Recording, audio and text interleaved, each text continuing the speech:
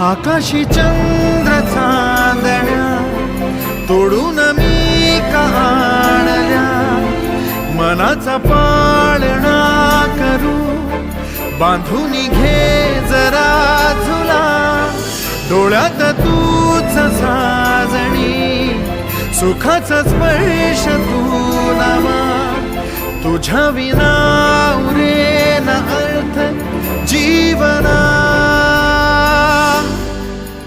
उजळे तुझ्या हसूने कणकण,